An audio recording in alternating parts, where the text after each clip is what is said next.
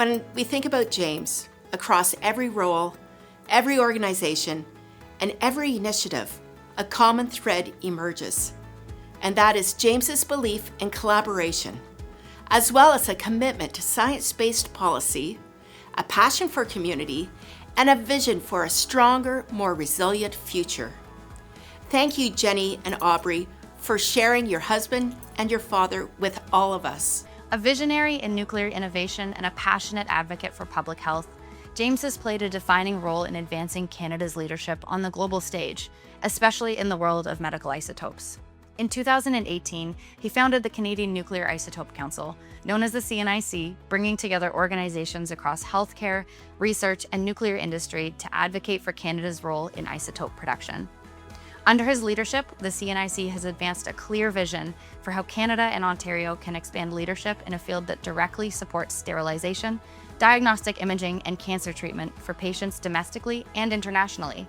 Through initiatives like Isotopes for Hope and partnerships with the International Atomic Energy Agency, James has helped expand access to cancer care globally, particularly in underserved regions. He's also helped support the Nuclear Isotope Innovation Council of Ontario, aligning government, researchers, and Indigenous communities and industry leaders to unlock new opportunities in healthcare and nuclear science. Closer to home, as co-chair of the Southwestern Ontario Isotope Coalition, James has championed regional growth, connecting local innovation to national priorities and creating pathways for long-term economic development, job creation, and scientific advancement. His work reflects a deep belief that Ontario has both the capability and the responsibility to lead. Leadership for James is not only about systems and strategy, it's about people and it's about impact. As board chair of the Pediatric Oncology Group of Ontario, James's commitment to impact extends across communities and causes. Through his board leadership positions, James has led fundraising efforts that raised millions of dollars. His impact has always gone beyond the immediate, creating lasting change for those who need it most. In addition to his chair of POGO role, James has driven philanthropic impact through board roles with the Brain Tumor Foundation and Easter Seals Ontario. James is a strong advocate for causes close to home, raising thousands of dollars to support rural and local healthcare, advocating for road safety, donating to local events, and instilling that sense of small-town community pride in all those who meet him. James is a definition of a champion for the nuclear sector. As the chair of the Green Ribbon Panel, he's bringing together a united voice for Canada's energy future, our energy security, and economic resilience. He's helping to lead important conversations in a time of global uncertainty.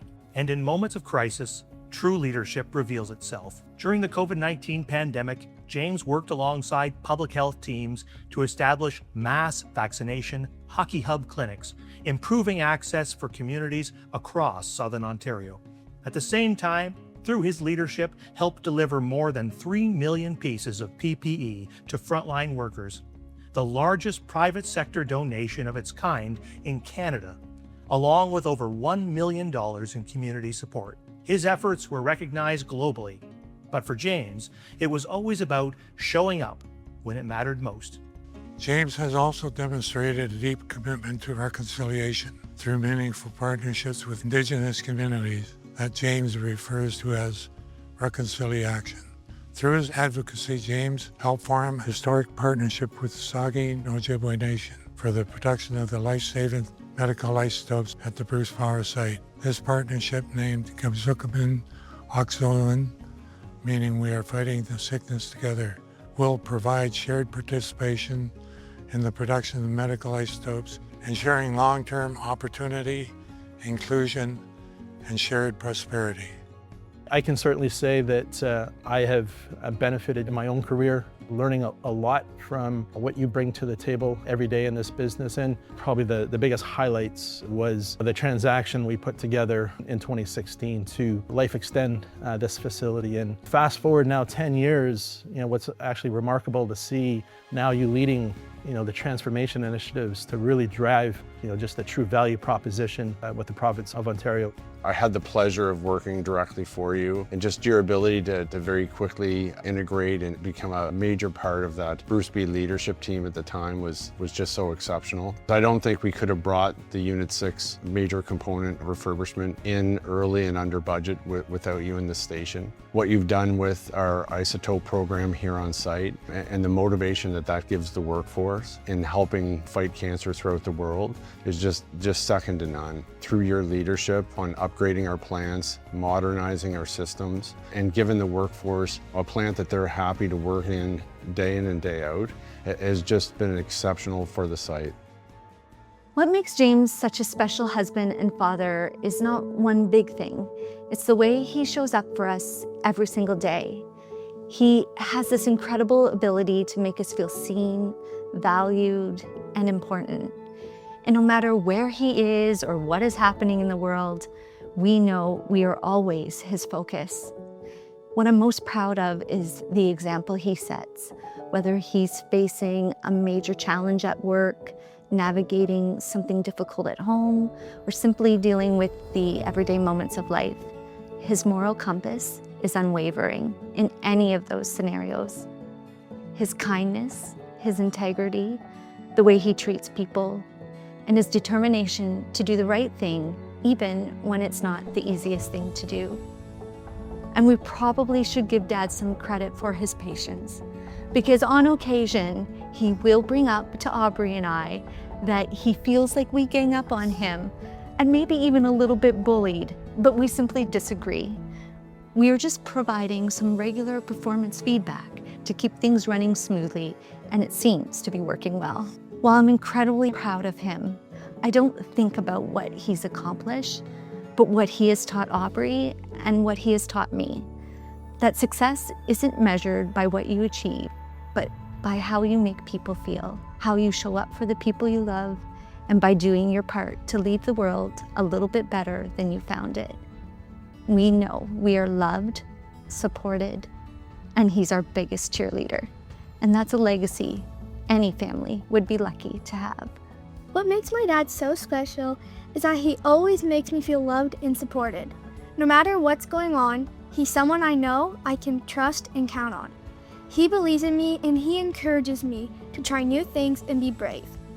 He's taught me a lot of important lessons over the years, but never in a way that feels like a lecture. He teaches by the way he lives and by the example he sets every day.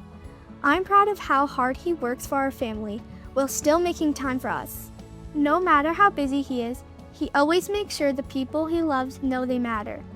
What I admire most is the way he treats people. He's kind, respectful, and always willing to help others. When I think about my dad, I think about someone who makes people feel valued, who always tries to do the right thing, and who is always there when you need him. The biggest thing is knowing that no matter where life takes me, I'll always have my dad cheering me on. James, your leadership is not defined by one single achievement, but by the collective impact of many. From advancing cancer care to strengthening local communities, to shaping the future of energy. And innovation. His work continues to inspire progress today. And for generations to come.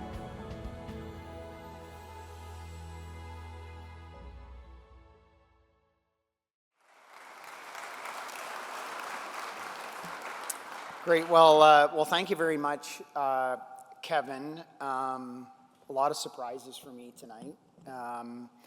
Pretty tough to not choke up watching that video. I do want to start with a big thank you to the Pearson Centre. I want to start with both Pam and Kevin. Many of you know that earlier today we celebrated the launch of Canada's nuclear strategy. And I don't want to get into Canada's nuclear strategy unless you want to be here all night. But one of the things in life that I've learned, it's that oftentimes when things are tough, you really know who your friends are, who goes to bat for you. 6 or 7 years ago, the discussion that we had this morning on Canada's nuclear strategy, we would never have had. And Pam, as a member of Parliament, Kevin, many people in this room, you were there when a lot of people weren't.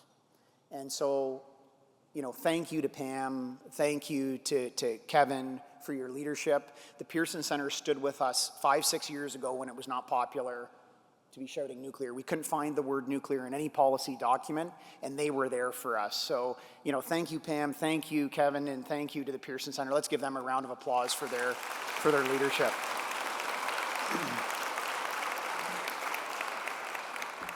Aubrey and Jenny. So very excited to have Aubrey and Jenny here. I was actually very nervous about tonight because it's the first work speaking engagement I've ever had that Aubrey's been at. As usual, she's the star of the show, but it's her graduation on Wednesday night. So let's give Aubrey a big round of applause.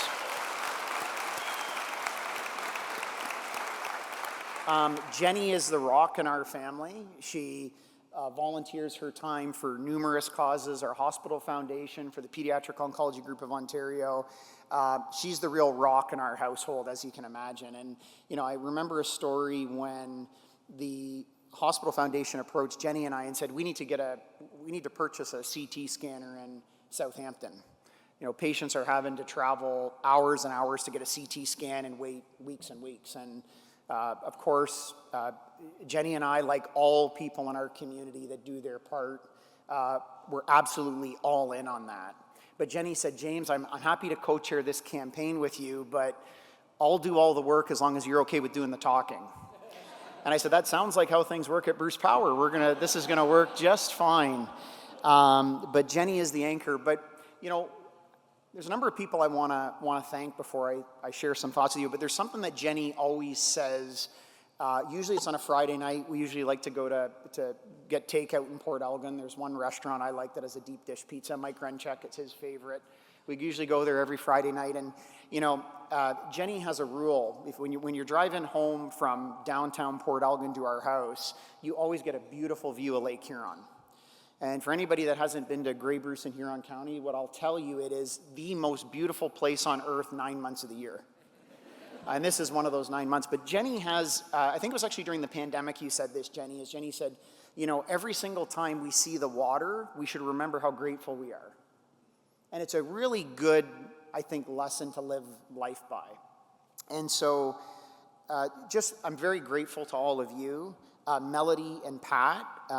Pat, you're right, it is the best damn corporate affairs organization in the country. You know, but Pat has been a relentless champion for our sector, for the work that we're doing at Bruce Power, and we just have a fantastic team from Bruce Power here. Melody, what a task she has taken on in terms of leading the Canadian Nuclear Isotope Council. This is an organization that basically started from an idea and is now over 160 members from across Canada. And by the way, Minister Hodgson agreed today that we can double isotope production by 2030.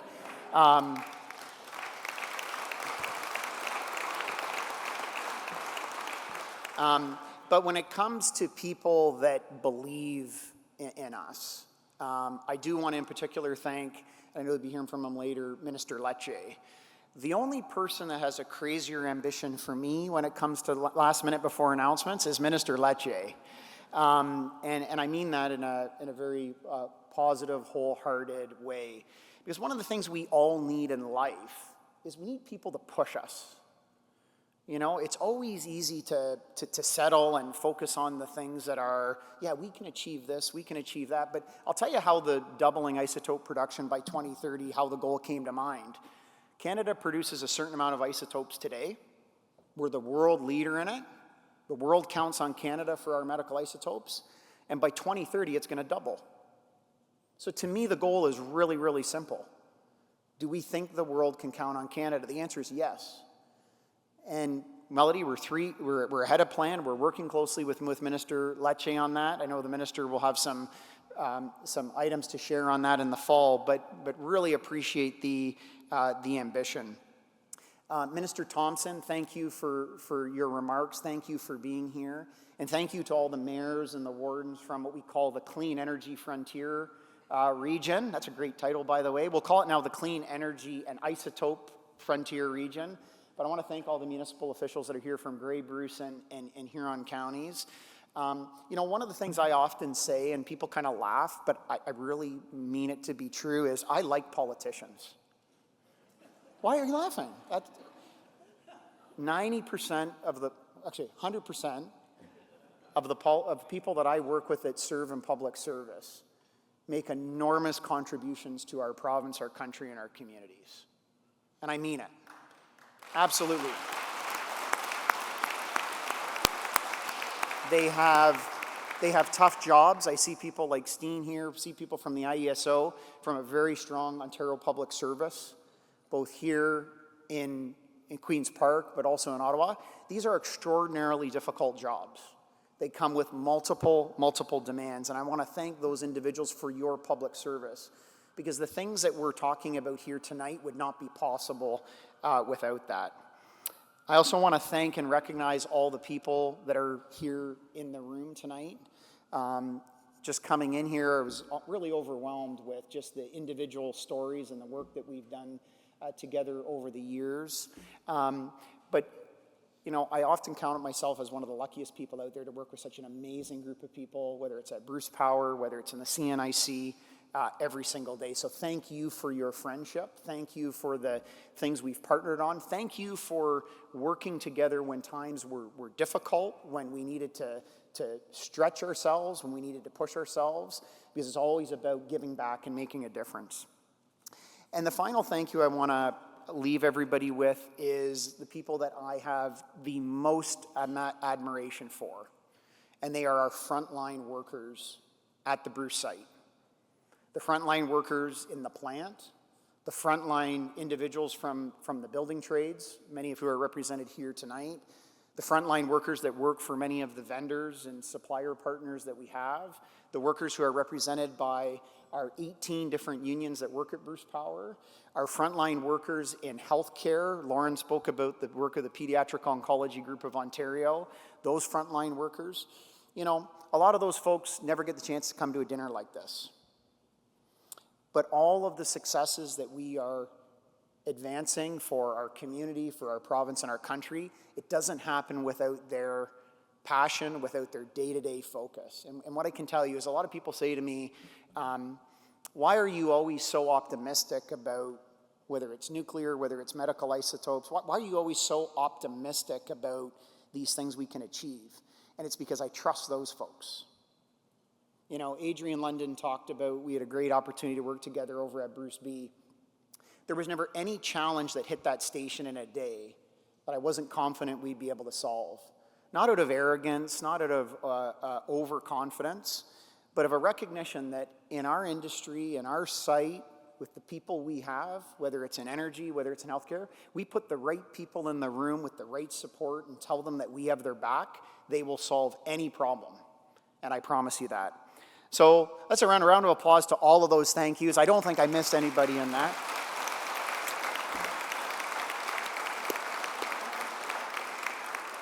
I'm looking forward to the fireside chat, but there are a few sort of things that I wanted to share with people. And it really ties in, I think, with the heart of the Pearson Centre. And I spent a little bit of time this weekend and really just, you know, I always like to reflect on history. I always like to reflect about where we've come from. And a lot of people don't know this, but anytime if you drive into the Bruce Power site, you know, Mike Grenchek will know this. His office as CEO has the best view of the site, by the way. And let's give Mike a big round of applause for all of his leadership.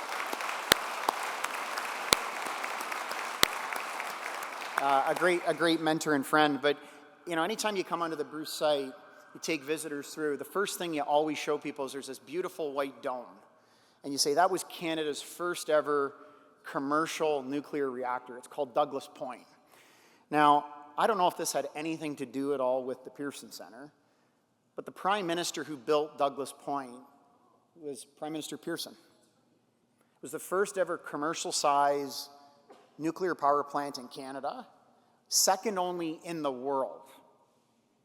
When they started clearing the site of the Bruce Power site to construct this, they actually used horses to clear the trees out in the 1960s.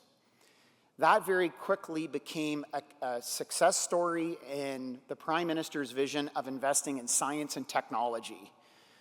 Even though Canada was a similar sized country proportionately to other G7 or G8 countries, Prime Minister Pearson was focused on investing in long-term science and technology, and they did through this project.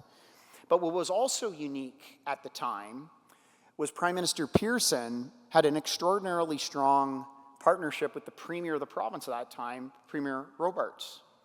So the construction of this Douglas Point facility, which we still show today as really the icon of starting commercial nuclear power operation in Canada, it led to the construction of the nuclear fleet that we have here in Ontario today. You know, I often say that my generation has been a bit spoiled. And what I mean by that is that the standard of living that me and my family and all of us have in our communities, we enjoy a standard of living because of decisions that people made generations ago.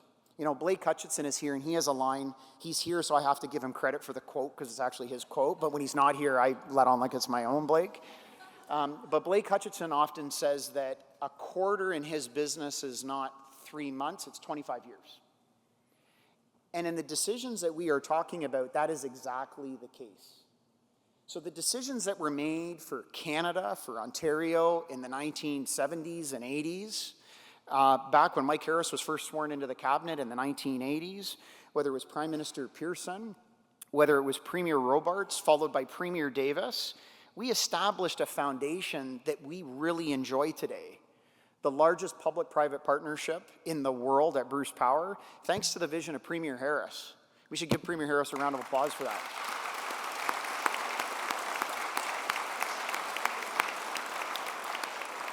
One of the first jurisdictions in the world to phase out the use of coal. I see Chris Morley is here. He was a big part of that in subsequent governments following Premier Harris. A supply chain and a workforce that is second to none. Whether you look at our nuclear supply chain, our medical isotope ecosystem, the workers that are represented, whether it's the Power Workers Union here, the Society of United Professionals, any one of the 16 building trades that are here, second to none. And my favorite, which we often don't talk enough about as Canadians, Canada is the birthplace of nuclear medicine. Where would we be today without sterilization of medical equipment that has reduced infection rates for 50 years in hospitals all over the world? Where would we be without cancer diagnostics? Where would we be without cancer therapies? That all started decades ago when people had the foresight, Prime Minister Pearson, the premiers of the day, to look at a quarter as 25 years and not just 3 months. You know, I'm a big believer, and Jenny said it best I'm a big believer in paying it forward. And oftentimes when we're thinking of the things that we need to do day to day, and many of my colleagues from Bruce Power have heard me say this many times, oftentimes when we're engaged with workers about something that we want to do for our plant, something that improves safety, something that improves reliability, something that may make us better. In our business, we are a very heavily regulated business, as we should be. We have people observing us do everything. And we have a lot of reviews, a lot of report cards, a lot of metrics. And anytime we advance an initiative in the plant, one of the things I always say to workers, and I say, who is the most important person that we are doing this initiative for? And the right answer, we eventually get there, is us. We don't operate our plant to the highest safety standards because somebody else is watching us. We don't make changes in our organization or do bold things for somebody else. We're doing it for ourselves. We're doing it because we have an obligation in ourselves to pay it forward. And so when I think about the opportunity, and I think the Pearson Centre is going to play an incredibly important role on this generational energy infrastructure investment. I mean, what we're talking about here today is magnitudes larger than we've ever tackled in the province. And I see Minister Lecce here, an individual who has great ambition. I'll tell you, a work ethic that, man, I aspire to every single day. But recognizing that the decisions and the work we are advancing together, we may not even see the full result of it in our career. But in 2050, when Aubrey and her kids and their kids and our neighbors' kids are there, the world will be a different place. We also, as Canadians, I think, have really taken the last year year and a half or so and reflected on what it means to be Canadian, right? I think last Canada Day was the most Canadian flags I had ever seen. You know, people are and clearly bringing the flag talk goes back to Prime Minister Pearson, but it's a real proud time to be Canadian. National unity and a sense of common purpose. You know, this morning at that announcement where Minister Lecce and Minister Hodgson spoke, you had the Minister of Energy for Canada, you had the Minister of Energy for the province of Ontario, you had the Minister of Energy for Saskatchewan, you had the Minister of Energy for New Brunswick. Three different, very different from a geography perspective, different parts of Canada, all united in what we can do together. It doesn't mean we don't have disagreements and divisions, but I believe, and you just think of all the people that I recognize, they're not represented by one political stripe. That's what 85, 90% of Canadians believe in. And so I think the work and the foundation that we lay will be absolutely critical. In closing, sometimes it's more important to think about how we're going to tackle things than what we're going to tackle. And when I think about this moment and I think about the opportunity for Canada, whether it's as business leaders, whether it's as public policy leaders, whether it's as union leaders, how we tackle this with a combination of confidence, prudency, and ambition. Confidence, prudency, and ambition, especially in our business. We can do all three together. Agility, picking our spots. When Prime Minister Pearson decided we were going to go into peacekeeping, it was a spot for Canada. When we decided we were going to build the Canadarm, it was a spot for Canada. When we decided we were going to do medical isotopes, it was a spot for Canada. So Canadians have classically, traditionally punched above our weight, but picking our spots and being more agile than anybody else. I also think the focus on these things can all create economic prosperity, not just economic prosperity for one community, but all communities. When the Premier of Ontario talks about protecting Ontario, that's what he's talking about. He's talking about building prosperity for the future, protecting people through the work that we do to these challenges that we have in the outside world. And our partnerships. You know, if I think there's one success story of Bruce Power, it's our partnerships. How many organizations are out there that have a public-private partnership model? Public asset owned by the private sector. 98% unionized. Union owners in our business. Union workers every single day. Investors that believe in us long-term. OMERS represent 650,000 hardworking pensioners that deliver our public services every day. They're invested in our asset. Our friends from TC Energy, a North American energy giant. It's partnerships. There's a lot of people in the room here from our vendor partners. We can't do what we do on site without you. It's partnerships. And so what the Prime Minister and the leadership of Mark Carney has really driven is this focus on partnerships, this focus on Team Canada. And I can tell you, I was so proud to be a Canadian last July in Huntsville, which happens to be Blake Hutchinson's hometown, by the way. In Huntsville, and Blake will remember this, the Premier is the chair of the Council of the Federation. They had an amazing reception in Huntsville. And at that Council of the Federation, we had every Canadian Premier, we had the Prime Minister, we had business leaders. Dan, you were there. Business leaders from across Ontario, leaders in the room. And I can tell you, we were all Canadian. We weren't private sector or public sector. We weren't Alberta or Ontario or Quebec. We were Canadian. And I think that leadership really, captures the moment. And people are counting us to maintain that leadership. And the final thing, and anybody that I get to work with every day, I drive them nuts with this. I hope you agree. Not about driving nuts, by the way, but what I'm just going to say, but probably the driving nuts piece too, is a bias to action. A bias to action. There is a risk in not doing things too. It is really easy to get caught up on why we shouldn't do things. You know, when they announced Douglas Point, I just learned this on the weekend, by the way, and I'm not suggesting, by the way, we should do this with nuclear now, but they announced the project, they had a shovel in the ground 5 months later. They did design on the fly, which, by the way, for cost predictability is not what you want to do. But the point is that that was a different era. But we have to have a bias to action. And Adrian and Kevin and my colleagues, one of the things that we always say at Bruce Power, you know, people always have great ideas, but we always say, if we invest in this area, is it going to do one of three things? Is it going to improve safety? Is it going to fix the equipment? And is it going to make the worker's life easier? If it answers one of those three questions, we're going to do it. If it doesn't answer one of those three questions in a positive way, we need to refocus ourselves. A bias to action. We have become a very process-heavy society.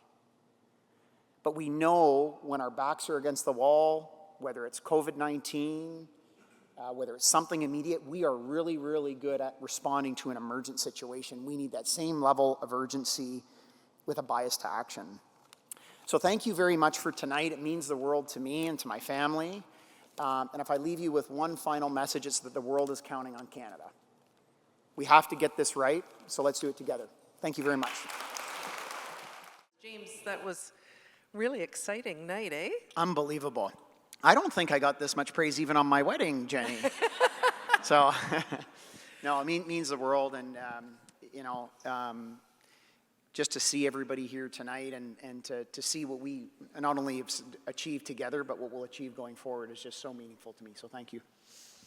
I want to start, James, you and I have talked about this a lot, about Canada. You mentioned it in your speech.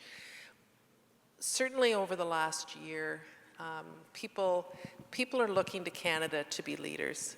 And we have people in this room that are leaders across this country.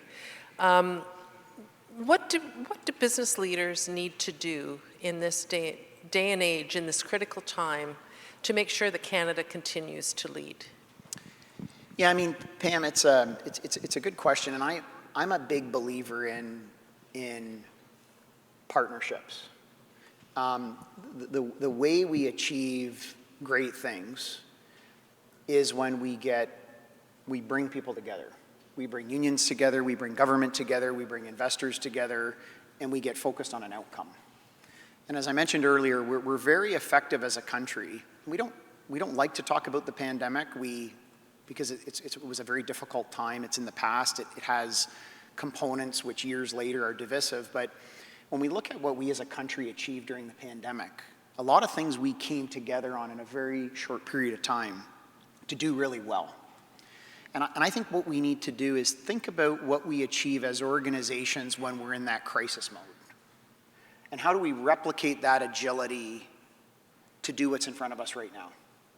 How do we break down the barriers? And most importantly, how do we empower people to really get things done? Less about process, more about action.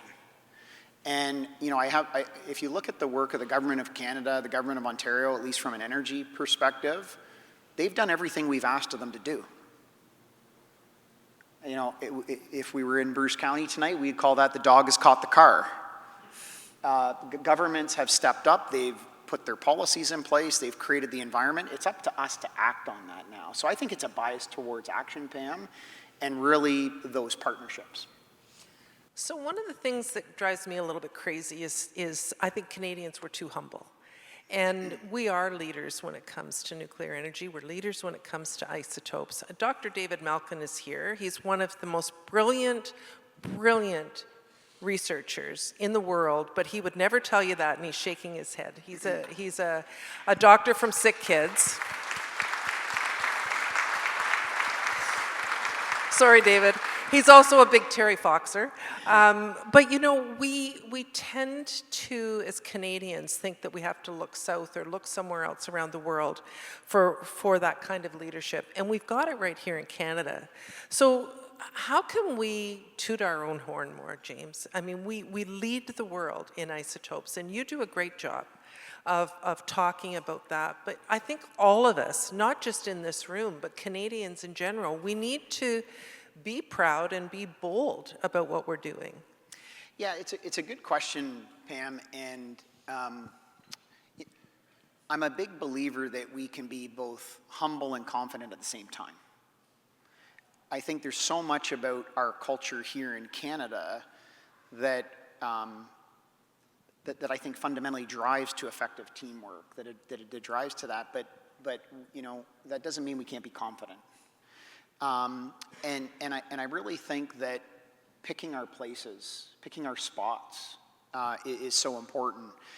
We're an amazing country, 40 million people. The country south of the border of us, it's like David and Goliath. They're 10 times the size. So we really have to pick our places on the global stage. So for me, it's less about, you know, promoting for the sake of promoting, and it's more about really understanding what are the things that we have that we can be exceptionally good at and focusing on them and doing them well. Nuclear medicine. You look at the contributions that we've made in automotive. I mean, the critical minerals, Minister Lecce, huge advocate when it comes to critical minerals. The world needs the fuels Canada has. They need our natural gas. It's not just all about nuclear. The world needs Canada's natural gas. The world needs our uranium. The world needs our critical minerals. The world needs our potash from Saskatchewan. So it's picking those places and doing them really well, being confident and humble. But, you know, having traveled the world as part of our global nuclear industry, what I can tell you is this flag flies really well around the world. Mm-hmm. And in a world where there is a lot of division, that is a strategic asset. And we should never forget it. So we don't want to change who we are. We want to double down and we want to focus on what's going to take us to that next step. So we've talked a lot about the CNIC tonight, and I wonder if you could maybe tell those folks who don't know the story of how that came to be. I think it started on a napkin, if I'm not mistaken. Yeah, it started on a napkin, as most great things usually do. And I have to give OMERS some credit for this, and also Air Canada. So back in 2018, I had the opportunity with the team at OMERS to sit on the board of Life Labs. And OMERS was just an amazing owner of Life Labs, really tried to advance frontline care for patients in British Columbia, Saskatchewan, and Ontario. And I was on my way back from a Life Labs board meeting in British Columbia, and they brought some speakers in, really talking about the future of healthcare and really how personalized medicine was changing. But it was at the same time, and Richard Weens is in the room here from Nordion, where we at Bruce were just finalizing the work on, not getting too technical, but high specific activity cobalt-60. That's what you were drinking in those blue drinks, by the way. Yeah. But it was an isotope that we had to, and under Mike's leadership as the president and CEO, we did this, but we had to develop this isotope in 3 years. There was going to be a global shortage. And I was getting ready for this coming back, and it really just occurred to me that, you know, Canada had really ceded our position on this. We had a isotope crisis in 2009 where we had a research reactor, didn't operate when it should have. We had a shortage of isotopes, and we retreated. But all of the constituent parts that made Canada's isotope sector strong were there, and I was really inspired by the leadership of Life Labs and some work that Life Labs had done. So you know, on the back, and I thank Air Canada because the flight was delayed, so I had 10 hours in the Vancouver airport, and I knocked off an email to a number of people that are in this room tonight, and I said, we need to get together and talk about this. We're all doing our own piece in medical isotopes, and we need to come together as a country because the world's counting on us. And, you know, with people like Melody and other people in the room, the rest is history. But it's a classic example of when we bring the right people and the right passion there, what we can do. Well, and it's what's always amazed me is that even though people may be competing in the sector, they all work together for the better good of making sure Canada is a leader in medical isotopes. And I was just at the conference that Melody and her incredible team over here organized.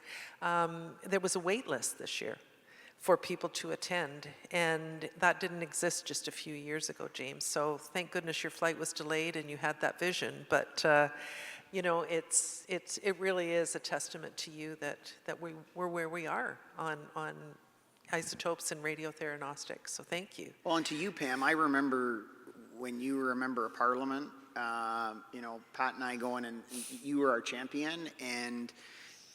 You need a champion in government. That's another thing too. You need to find somebody with a big heart like Pam who's going to take an issue and they're going to drive it and not stop until there's success. And that led to Canada's medical isotope ecosystem, which we're into the next stage. It's not just about power reactors and what we do at Bruce Power. It was about developing new treatments. It was about developing Canada's supply chain. It was about our cyclotron communities and developing this ecosystem in Canada. It really gave us our confidence again that we could do this. And that very, if you look at the investment that has occurred in isotopes in Canada since the creation of the CNIC, not saying all driven by the CNIC, we're talking $1.5 to $2 billion of investment in this infrastructure. Private capital, not all government money, because the world needs Canada's isotopes, and we have infrastructure here that nobody else has. So you touched on the change in attitude towards nuclear energy. I know that we have the head of the Asthma Society here, who is not who you would normally associate with nuclear energy, but I know that asthma rates plummeted when we got off coal, and it was thanks to nuclear energy in Ontario that happened. Today, the new strategy was released. Where do you see us going next, James? Yeah, absolutely. And Jeff Beach and the Asthma Society, I mean, they've been with us for 15 years, right, Jeff? And going back to Premier Harris days, to Chris Morley's days, the phase out of coal-fired power in Ontario saved lives, reduced emergency room visits. Our air is cleaner, went from 46 smog days at the peak of coal in Southern Ontario to 0. And that has saved people's lives. I think you earn, one of my mentors once told me that reputation is the highest prize because you don't give yourself a reputation, other people give you a reputation. And that's the story of nuclear power. Other people have given us that reputation because of what we've done. We haven't given it to ourselves. A lot of people say, hey, this isn't the industry on The Simpsons. You're allowed to laugh, by the way, no one's gonna get offended.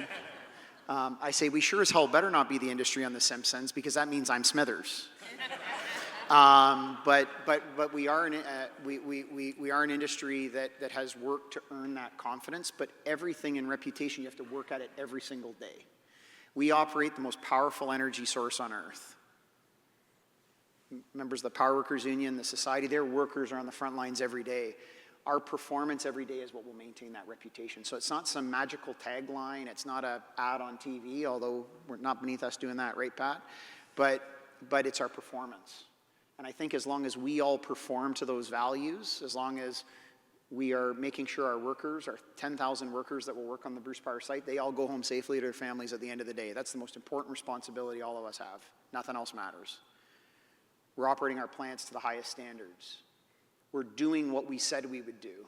When we say we're going to do something for X dollars and Y schedule, we're going to do that. So Pam, I think it's just that ongoing journey of reputation. I think if we continue to do that, but also recognize that nuclear is not the only answer to our energy dominance as a country. We have opportunities in renewables, we have opportunities in large hydro, we have opportunities in storage, and we have opportunities in Canadian natural gas. And I think when we start to make energy choices binary, we've already given up on coal, that's never coming back. But when we talk about a mix and a balance, I think people get that. So there's always work to do, and we'll get up tomorrow morning and we'll work as hard as we did today. So I'm going to switch to another organization that I know is near and dear to your heart, and that's POGO. And a lot of people in this room maybe have never heard of POGO before, Pediatric Oncology Group of Ontario, led by Lauren, and who's just incredible. You got me involved in it as well. Can you maybe talk a little bit about why POGO is so important for kids and their families with cancer in Ontario? Yeah, absolutely. Well, I mean, cancer is very personal to all of us. 40% of us in this room will get cancer, but 100% of us will be impacted by that. We know that. So, cancer is something very, very, very personal to our family. The minister talked about Jenny's oncologist when she was 2, but what the minister didn't mention is my wife's oncologist when she was 2, Dr. Mark Greenberg, he's the founder of POGO. And back in the early 1980s, he started keeping hard copy records with other pediatric oncologists in Ontario of kids' cancer treatments. Every kid that was diagnosed and treated in the pediatric oncology system. And over the 1980s, built this amazing record that has actually led the world when it comes to understanding pediatric oncology. And that is now POGO today. So the first reason for being involved is a lot of people have their different sports heroes and prime ministers. My hero in our house is Dr. Mark Greenberg. And so he created POGO. But if you look at childhood cancer systems around the world, Ontario stands out as a real leader. The aftercare clinics that are across Ontario, so families can be closer to home. The work that is done for a lot of families that come from, like our region as an example, who have hundreds of nights away from home. POGO really wraps around all of that and helps those people when they need it most. But most importantly, POGO is focused on the impacts on the family, impacts on survivors, impacts on mental health, and recognize that once you're touched with cancer forever. I should also give a shout out in a time where budgets are tight. And I can tell you, I look forward every single year to get a call on my phone from an unknown number, and it's usually the Premier. Every year he calls to tell us about the POGO budget that we've been assigned that year. Every year. It's like $100 and something billion budget, and Lauren, we're $20 million, right? Because people recognize the impact this has. But I'll tell you, in the work we've done with the government over the last 6 years, not only have we increased our fundraising that we do privately, we've doubled our budget from the Ontario government. So, if we can't help our kids when they're diagnosed with cancer, that's the most important thing a society can do. So you can talk about POGO all night, Pam, and thank you for joining the board and Lauren, but it's a great cause. And for those of you that don't want to come to an event wearing a suit, we have a PJ party every February that Jenny is going to co-chair this year with John McKenzie's partner, who's the CEO of the TSX, and they're co-chairing this. So if you want to buy a table, Jenny will take your number down. There you go, Jenny. I've done my duty of the night on that. And just to give a plug, I went for the first time this year, and it was a lot of fun. And people do dress up, and I want to give a shout out to the society. Where are you? Right here. Right here, because they had the best. I told James Bruce Power really needs to up their game next year, because the PJs they had were fantastic. So last thing, James, yesterday was Father's Day. Yes. We didn't talk about this question, but my dad really shaped who I am. And a lot of what I've done in my life is because I want to leave the world a better place for my son, Fraser. One of the things I hear you say almost every time you speak is that your father used to say that if you go to bed at night and put your head on the pillow and you've made the world a little bit better for somebody else, it's been a good day. How would you describe how your family has impacted you as a person and what you do every day? Yeah, absolutely. Look, family's everything. For all of us in the room, it's really what matters at the end of the day.